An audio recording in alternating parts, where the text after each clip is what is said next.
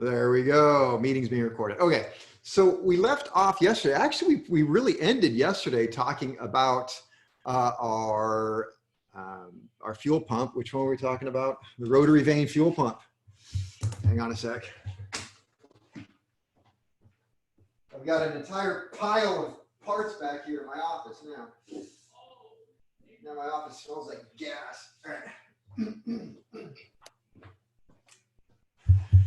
But my camera is way over there, so you guys can't really see this. So I think I'm gonna have to bring my camera way up closer. So here's the actual Rotary Vane fuel pump that you guys would have been working with, or you will. So that's it right there. And then I've got the cutaway we could talk about when I'd have to relocate my camera and get going on that. But that's I'll work on that. Maybe have that done by Monday or something, ready to go. Hey, Kevin. Yeah. How about if you do some pictures of the carburetors? How about I take pictures of them? There's pictures online. Could. Let me get this open.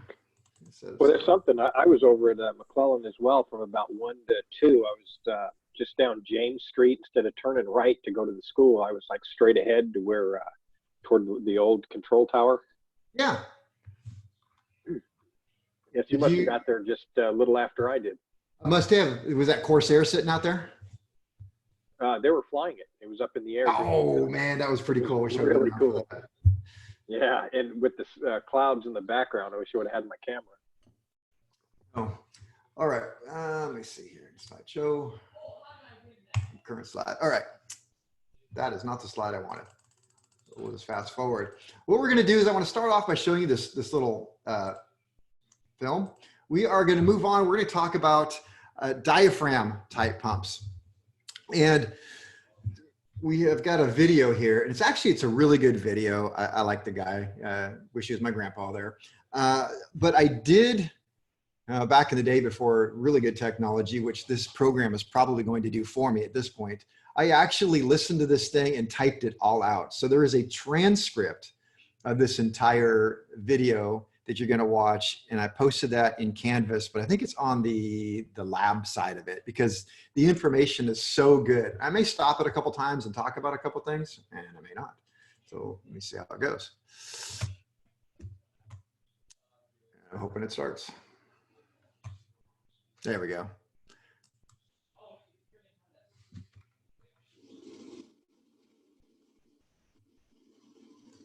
All right, you guys got the sound, right?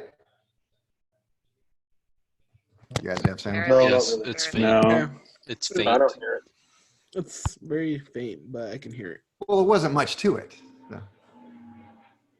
Here, want me to turn my speakers up? I don't know if that helps. Yes, please.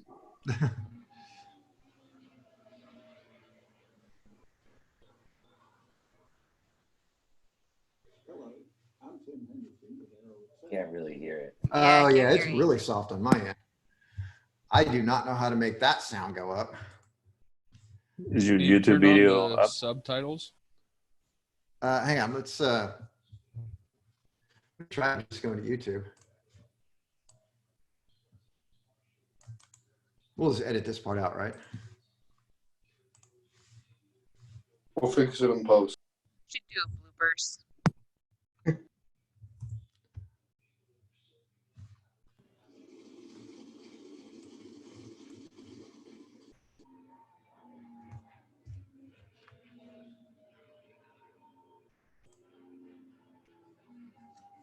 Maybe put the link in chat and we can watch it.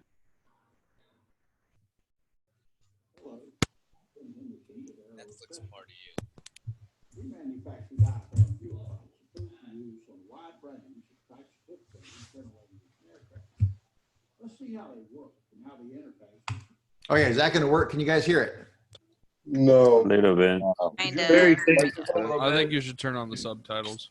Oh yeah, yeah. Don't you have a jack for your microphone? Do I have a jack for my microphone? Yeah, like a inline.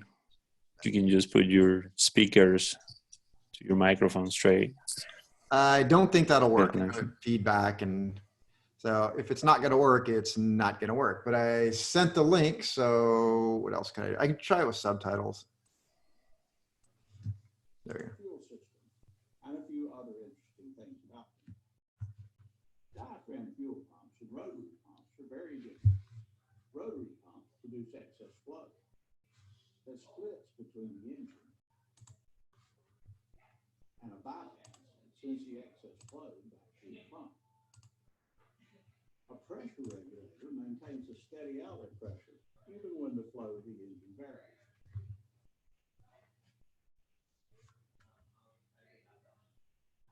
This rotary pump is delivering 30 gallons per hour total, 28 to the engine, and bypassing 2.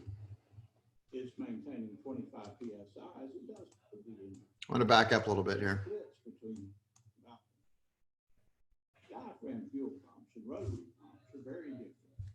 Rotary pumps produce excess flow that splits between the engine.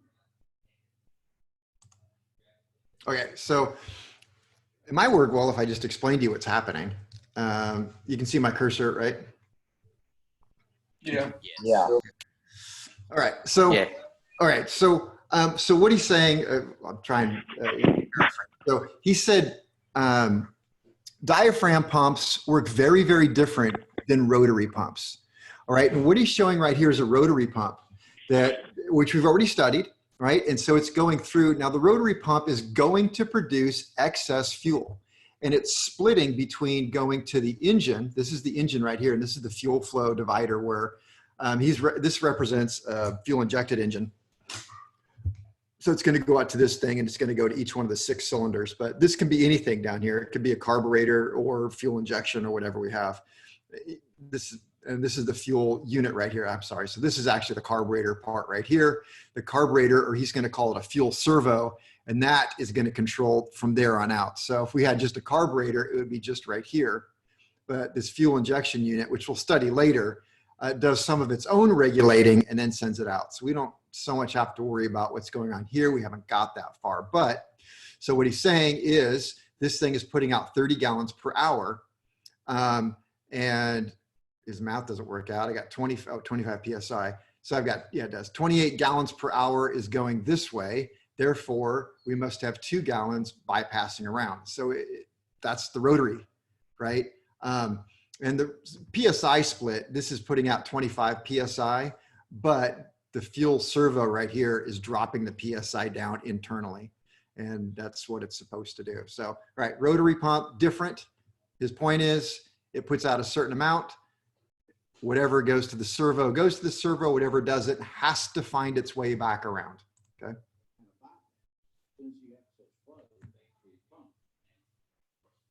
A pressure regulator maintains a steady outlet pressure even when the flow of the engine varies.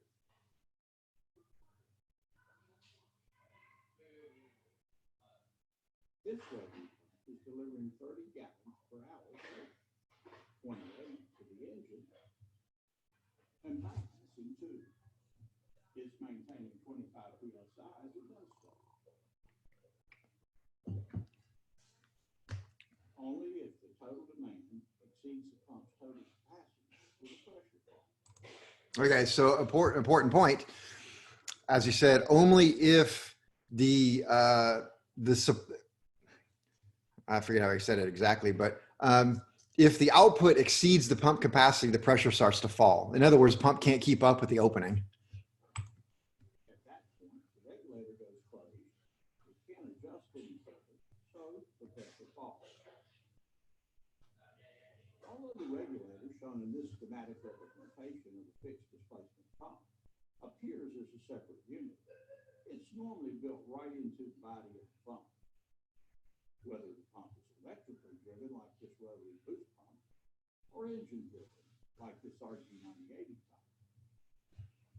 Regardless of where the regulator is mounted, it's the regulator that provides the fixed displacement pumps to maintain a steady pressure when flow to the engine bed. Here's a typical diaphragm pump. Unlike the fixed displacement pump just described, it's a variable displacement pump. It doesn't have a pressure regulator, so its output pressure will vary from flow to the engine bed. Here's an animation of a simple diaphragm pump. The lever lifts the diaphragm up. compressing the mainspring. The mainspring then pushes the diaphragm down, forcing fuel out. This spring keeps slack out of the drivetrain. The diaphragm draws fuel in, like you draw air into your lungs when you breathe in. Then it pushes the fuel out and it goes back down. The fuel servo provides the downstream restriction necessary to build pressure at the pump. The pump's outlet and the servo's inlet see the same pressure. Differential pressure created by the diaphragm's movement operates the valves.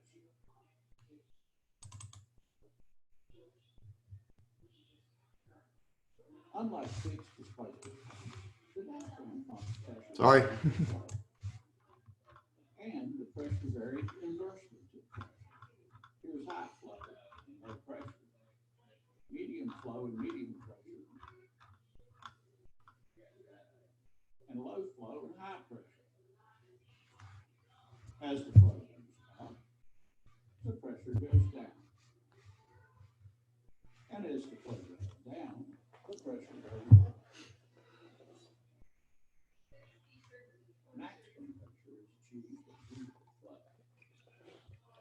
The pump doesn't determine how much fuel is. That's the fuel injection service. If 28 gallons an hour is needed, or zero, that's what the pump delivers. Basically, the pump is a slave to the servo. False motion linkage lets the pump stroke vary so that its output equals the servo's demand. Here, the servo is demanding no fuel. The diaphragm is locked and supported on the charging shaft fuel in the pumping tank. While the lever is still cycling, the diaphragm isn't moving. However, when fuel does flow and leaves the pump chamber, the diaphragm does descend. Then each time the lever cycles, it lifts the diaphragm, taking in more fuel and recompressing the spring. There's only a spring's worth of power to pump the fuel. The engine just repumps the spring. In a sense, the pump is a spring-driven pump, not an engine-driven pump. The spring can make high pressure or high flow, or some of both. But the more of one, the less of the other. Actual diaphragm movement is very small. The animation is exaggerated for clarity. At idle, for example, actual diaphragm movement is just a few thousandths of an inch. At full throttle, it's a little more. It's still exaggerated here, so you can see it. At 2,400 RPM, a pump cycles 20 times per second. It doesn't take much diaphragm movement to pump the amount of fuel needed in that short space of time. An engine using 28 gallons an hour uses about 38 10,000ths of a gallon per pump stroke. That's a volume of fuel about equal to this cube. At idle, the volume of fuel per stroke may be less than that of a grain of salt. This red line represents performance for an overhaul pump, and this blue one for a new one. Their performance is essentially the same. The difference is just the normal production variation between individual pumps. At zero flow, this overhaul pump reached 27 psi max. With flow at 5 gallons, the pressure drops to about 25 psi. And at 10 gallons, to below 25 psi. The pressure will keep falling as flow increases. Maximum pressure is checked at zero flow in 1800 cycles. If the maximum pressure at zero flow is from 24 to 30 psi, the spring is good and internal leakage is satisfactory. One flow check occurs at 2 psi in 1800 cycles. 45 gallons an hour is the acceptable minimum flow at these settings. As back pressure increases, flow decreases. Here's the result of applying back pressure at 5, 10, and 15 psi. This pump's flow dropped by about 2, 16, and 30 gallons, respectively. It's the servo not the pump that establishes pump pressure. Pump pressure, also called servo inlet pressure or unmetered pressure, on an engine using about 28 gallons an hour might typically be about 20 to 23 psi. The servo's regulator reduces the pump pressure to metered pressure. That's the pressure that goes to the cylinder nozzles and determines the correct fuel-air ratio for the engine. Metered pressure is normally well below unmetered pump pressure. As long as pump pressure exceeds metered pressure, full flow is available to the nozzles. The servo compensates for the normal variations in pump pressure and holds metered pressure relatively steady so that the engine gets the proper amount of fuel. A 200 horsepower engine using 18 gallons per hour might have a metered pressure of about 10 to 12 psi. As long as the pump pressure is higher than metered pressure, fuel flow is okay. However, if pump pressure falls below metered pressure, the servo regulator goes full open and effectively becomes a fixed orifice. Then, if pressure falls even further, so does nozzle pressure and fuel flow. Here's a representative 200 horsepower fuel flow. Unmetered pressure, that is pump pressure, was intentionally reduced from 20 psi in increments to show what happens to metered pressure and fuel delivery as pressure falls. Fuel flow, shown in percent, stayed within 3% of maximum until pump pressure fell below 10 psi. Above 14 psi pressure, there was almost no discernible change. Flow remained within 2% of the original. The names 25 pound and 5 pound pump are just names for common high and low pressure pumps normally used on fuel injected and carbureted engines respectively. The flow capacity of a high pressure pump is sufficient to run both engines simultaneously on a Piper Aztec when cross feeding. At high power, that's about 50 gallons per hour. This pump's pressure at 53 gallons an hour is about 18 psi. That's well above the typical metered pressure for an IO 540. So it can run two of these engines simultaneously with no problem. A little IO 360 engine sipping 22 gallons an hour is just no problem for a high pressure fuel pump. This pump's dual diaphragms provide safety and pumping redundancy. The upper diaphragm keeps fuel out of the engine crankcase if the fuel diaphragm leaks, thus preventing oil dilution or a crankcase explosion or a fire. Fuel leaking through the lower diaphragm accumulates in the chamber between the two diaphragms as shown here. Then it leaks out the drain fluid, which is fitted with a tiny orifice. And then it goes overboard. The leakage makes a blue streak on the aircraft's belly, alerting the pilot to the problem. Checking this should be part of a good pre-flight inspection. If the fuel diaphragm bursts, the chamber between the diaphragms will fill solid with fuel, and the pump will keep right on pumping. The tiny orifice in the drain ring restricts external leakage and creates pressure in the chamber between the diaphragms. That allows a solid hydraulic column to form that keeps the pump working, even with a burst fuel diaphragm. However, if the leakage from the drain ring is not piped overboard, and that gasoline is sprayed onto a hot exhaust pipe or turbocharger, it could cause big problems.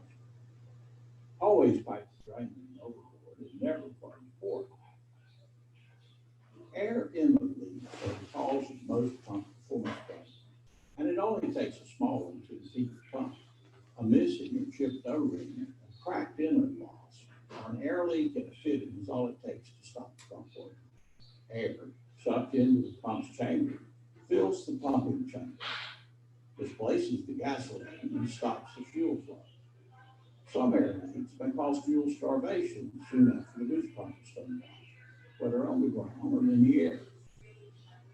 Smaller air leaks can cause a loss of pressure and fuel starvation some seconds or minutes after the boost pump is turned off.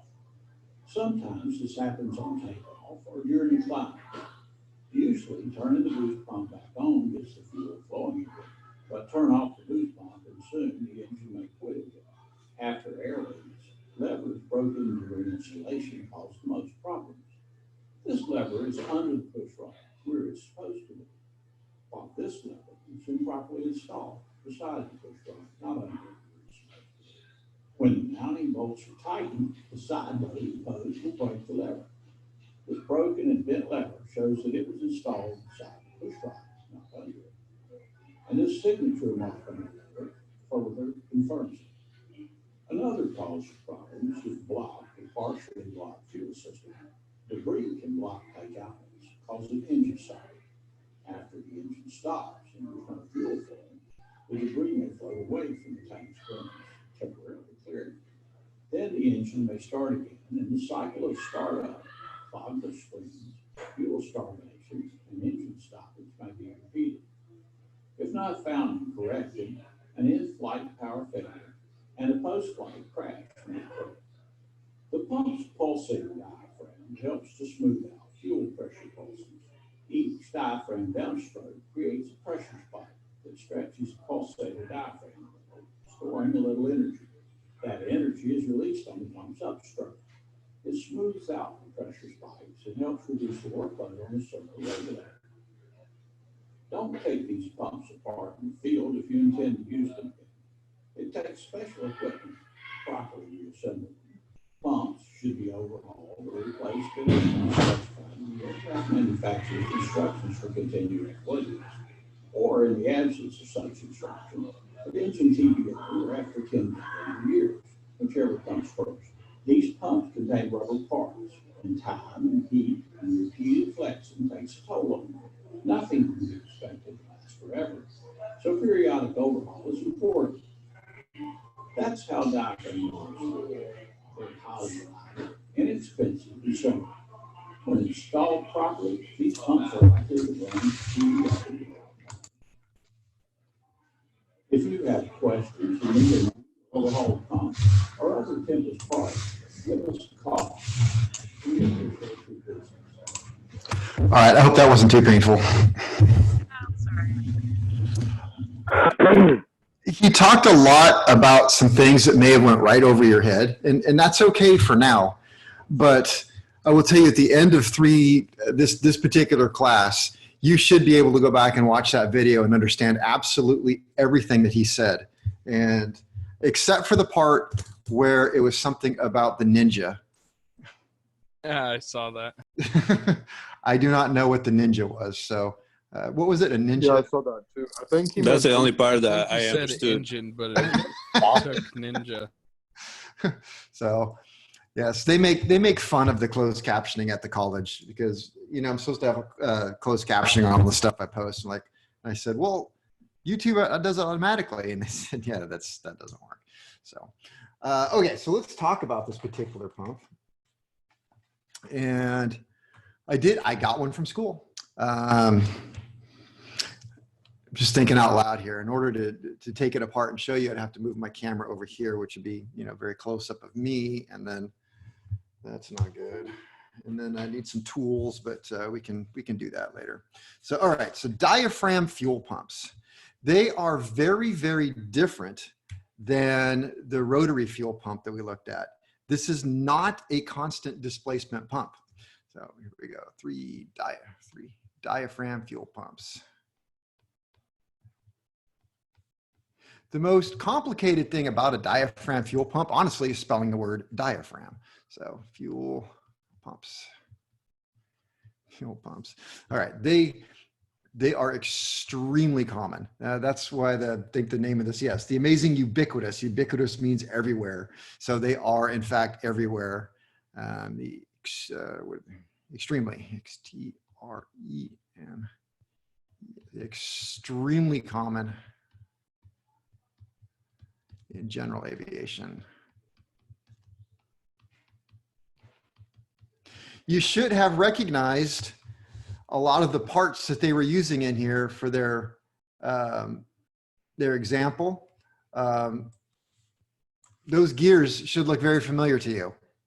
This is a Lycoming crankshaft gear. This is a Lycoming idler gear. You should have noticed when they had the little blue thing. I'm just kind of scrolling through here, trying not to waste too much time. There we go. Oh, went too fast right here. All of this right here, that is a Lycoming accessory case. So, which is to say that this is what Lycoming uses. They do not put these on Continentals. Continental would use, well, it's going to use a very different type of pump. Yeah,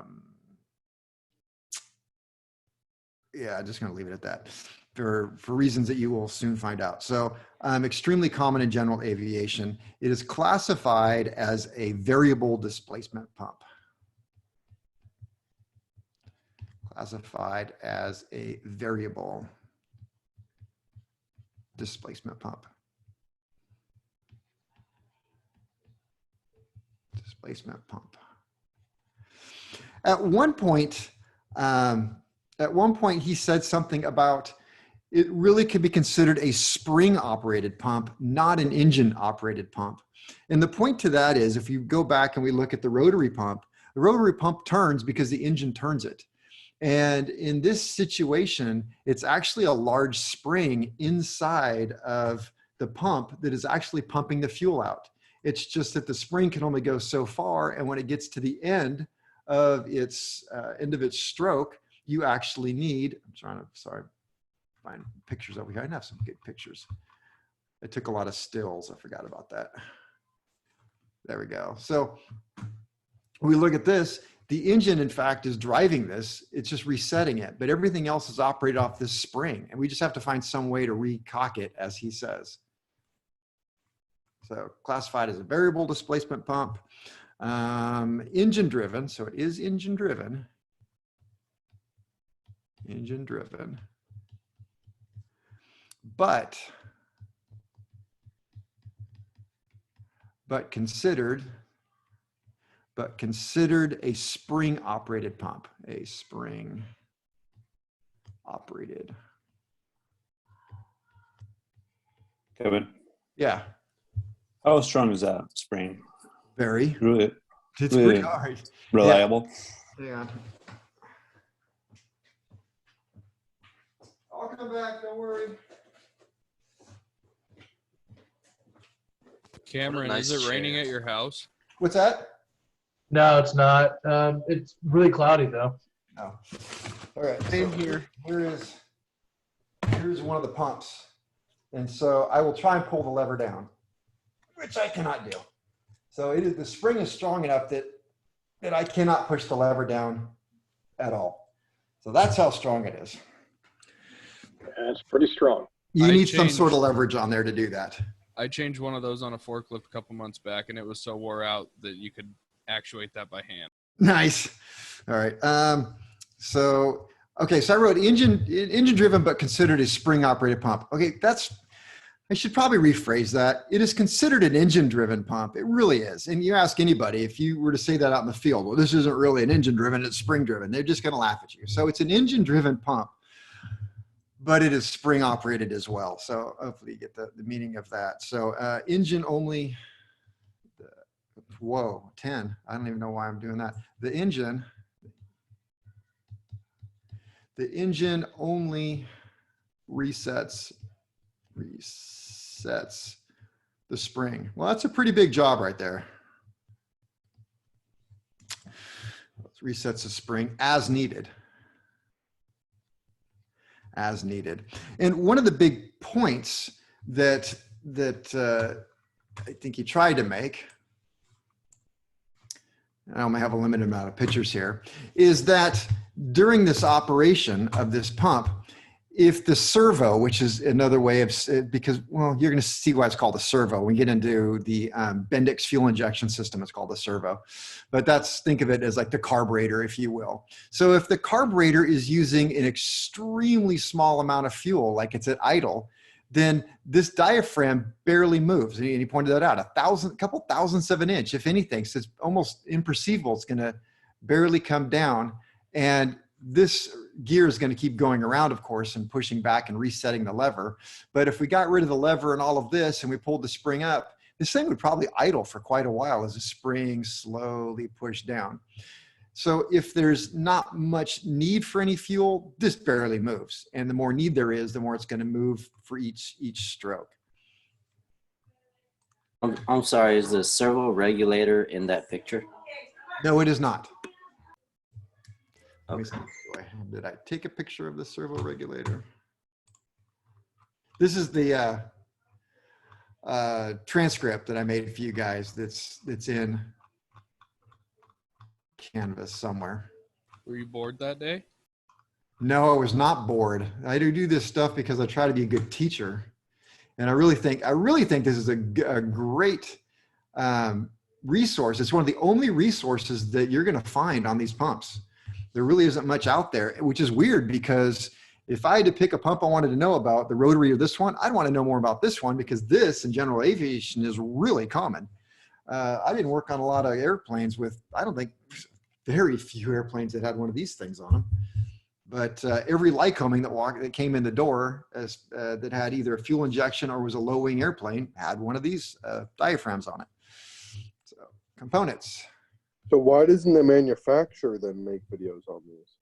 Why doesn't the what? I said, why don't the manufacturers make more documentation and documents you can look at? Well, why should they? They don't want you to fix this. They just want you to send it back to the company. Like the guy said, you need special tools. So they don't want you working on them. But if you don't understand how they work, then how are you going to troubleshoot them? So I don't know. I wasn't there to ask him why they did not send me stuff, but I found it. So The one I changed was like $90 at Napa. I believe this particular one here is almost $2,000. Goodness. So if you get tired of listening to me, you can look up the part number. It's a 103399601. So it's a Tempest 1033996-01. This goes on a TIO something, TIO 540, 360 probably. So it is turbocharged. All right. What was I going to do? Uses two check valves. And that is a very important component there, those two check valves. Let me find a picture of my check valves. Here we go, the two check valves. So can you see that pointer? Yeah. Okay, No. good. I never know if it works with my pad. So, all right. So as the diaphragm goes, oh, it even writes. What do you know? As the diaphragm goes up. You lied to you, Kevin. We can't see it. Oh, there we go. I see something. There we go. All right, now you see it. Okay, so as this is pulled up, these are the two check valves. So you notice as this Nope, we don't see it. We don't see anything. I don't see it here. Sometimes it works, sometimes it doesn't. Okay. Yep, there we go. All right, so you can see the way this is like a little 45-degree cut right there, which means nothing can go this way. So any sort of pressure going this way is going to hit this and block this off. Nothing goes up. This is the other way. So as this diaphragm goes up, it creates a suction. That suction, not only from either the boost pump or a high wing aircraft, if you have one, will assist, but if you don't, this will work fine. Brings it in, sucks it up through here, lifts this up, and then this has got a little tiny spring on it. So it's just going to set back down all on its own. And then as this presses down, of course, it can't go this way. It can only go that way. So it's got the two check valves, which are very important. Without the check valve, if you have a check valve failure, you have a pump failure. It won't work. Uses two check valves. So, oh, and we have Scott said it's $982 for this. How much was that one you said? That was Mark who said it. I got the one at Napa. It was like $95. Yeah. So I just put a Napa one on. I don't even think I'd go for the aircraft one. It seems like a waste of money, doesn't it? That's a joke. One allowing fuel in and one allowing fuel out. Sorry, so I was listening to, I had to go pick up my car and I was listening to the president speak, and I've decided that I want to learn to speak just like our president.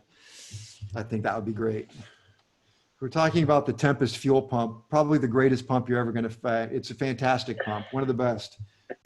Some people are going to say that it's not. Fake news, guys. It's fake news. I don't know why they do that. Probably jealous. It's a fantastic pump.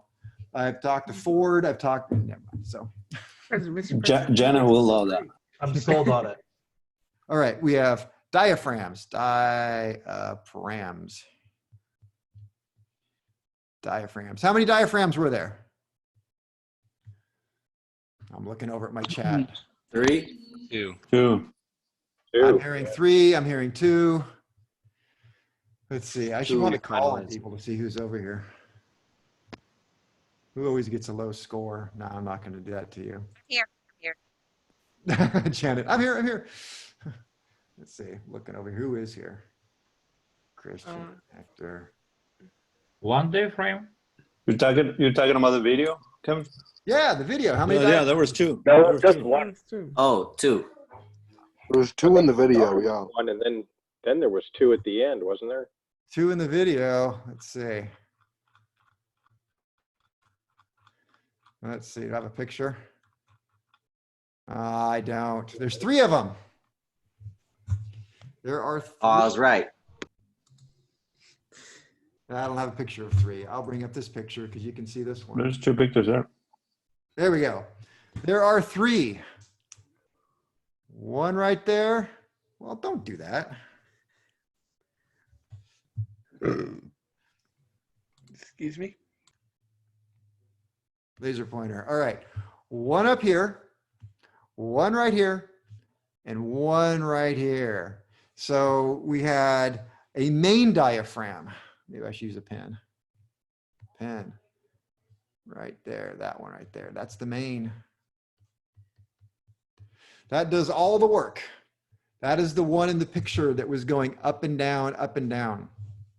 In addition to the main, we have an upper. And what was the function of the upper diaphragm? That was a backup, wasn't it? In case the main one fails. Yep. Sorry, I was taking a drink of tea. That is exactly what that's for. That is there in case the main diaphragm fails. Now, if the main diaphragm happens to fail, I got to get blue over here. If the main one fails, this little chamber is going to fill up full of fuel. This is just a shipping cap, right? And it's got what I call a tattletale in there. So if you have a leakage of the main, fuel leaks by it, it gets in this chamber here, but that's okay because the upper diaphragm is still going to cause the pump to pump, but this is going to be spraying out fuel. And he had a point in there that if you don't put a pipe on that and plumb it overboard, that fuel is likely to spray on a hot exhaust system. That is a bad idea, and that will cause a fire. So you make sure that you take a pipe and you plumb it overboard. Now, what some people do, and I got to be honest, is when this thing starts leaking, they put a pipe plug in here. And to their credit, it does stop the fuel from coming out. So because it's a pipe fitting. So you put the pipe plug in there and the leak has been solved. But that is not what you want to do. You actually want to plumb it overboard. So you want to take some sort of pipe and then go down. And so if it leaks overboard, and then you see the blue staining on the aircraft belly or on the hangar floor, and you know that you've already lost your main diaphragm. And as soon as the upper diaphragm fails, you're going to have bigger problems, because what's going to happen is that fuel, not only is your pump's not going to work, but what little bit it does work, it's going to go up into this cavity here, fill it up, go out the back and start filling the crankcase full of fuel. And that's not a good thing. So do you have to Kevin? replace it as soon as one of them fails, or because there's a backup, you can just keep letting it work off of the backup? I'll pretend like that wasn't a real question, but I'll answer it anyway. When one of the diaphragm fails, it's an aircraft, you need to replace it. Otherwise, you've got fuel spraying out overboard. So if nothing else, you want to replace it so you don't waste fuel. Most people change it so they don't kill people. So somebody else had a question? Yeah, I mean, Okay. if you plug that, I'm sorry, what was that? Why is the free diaphragm? I'm going to tell you about the third. Okay. All right, so this is a pulsator diaphragm. And the pulsator diaphragm, nothing is connected to it, but it's just a little space down here, and it's allowed to move up and down.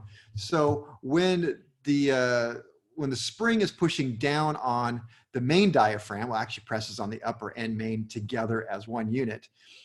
When it does that, it forces this pulsator also to go down, which it, as the guy said, it stores a little energy. And then when the spring goes back up, this pulsator diaphragm comes up and actually helps push a little fuel out. So instead, I guess, instead of seeing it look like this, spikes every time the pulsator went, maybe we see something that looks a little more like this. I don't know, a little helps it out a little bit, or maybe that's just a really bad idea to draw something like that, but it helps smooth out those pressure spikes. So pulsator. So I'm going to write this stuff down for you. Very complicated stuff. Oh, it is not. It's easy. Discard. This is an easy thing. All right, diaphragms. We have one. There we go. A main diaphragm. A main. And Hector, did you have a question? I don't think I got to you.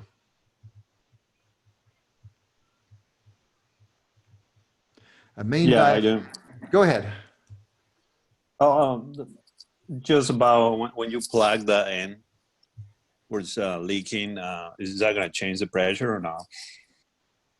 If the fuel is not coming out, it just... Yes, yeah, because you're losing fuel, you're gonna have a loss of pressure. But it's a really tiny little hole, so you're not gonna have a huge loss.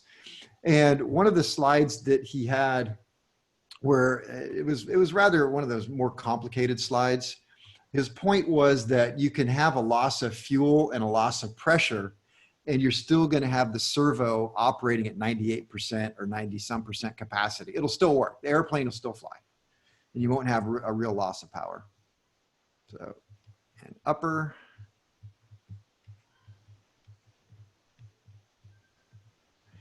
diaphragm and the pulsator diaphragm.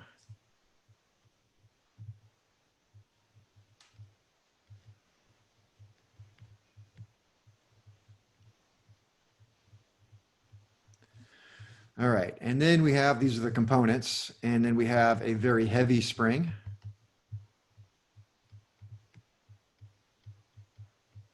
Heavy spring, and the arm driven on a cam and push rod or plunger. And that's, we have the arm. Let me see, I'll put that is driven by a cam and plunger. The cam and plunger are part of the engine. All right, so let's talk about the operation of it. And this is going back more to the video and what we saw there. So as the cam, and we should know that that cam is actually built into the idler gear. That's why it was important to get the idler gear on the right side. As the cam and plunger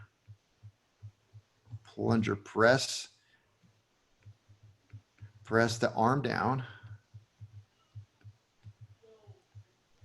comma, the spring is compressed. The spring is compressed. Spring is compressed, and the diaphragm is lifted up.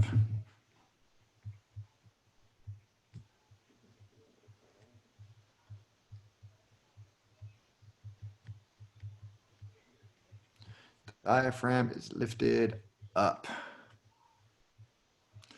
All right, that, oops, sorry, E should have said operation. I forgot to write that in there, E operation, then 1. But you knew that, right? 2, this draws fuel.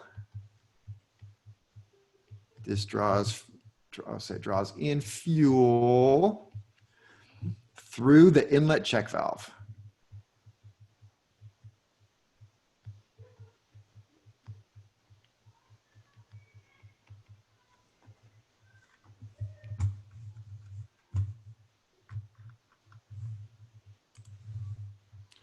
So let's see, that's, I can find where it's going up. There we go, going up. So as this comes around, the cam pushes down on the plunger, which pushes down on the arm. I don't know what the heck's with this spring. I would ignore that. That's not really It's kind of internal, really. That's going to push the arm down. That's going to lift the diaphragm up. As the diaphragm comes up, it creates a low pressure here. The low pressure draws fuel in, lifts up the inlet check valve, and fills this area up. So it draws in fuel through the inlet check valve. And I know I have 1 minute left.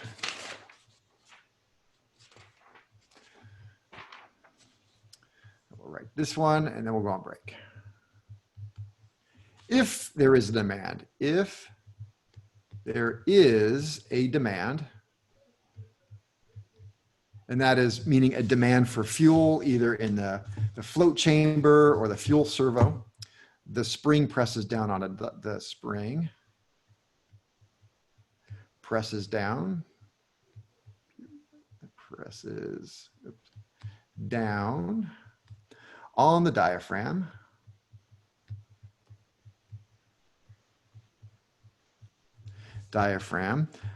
Pushing fuel through the outlet check valve. Pushing fuel through the outlet check valve.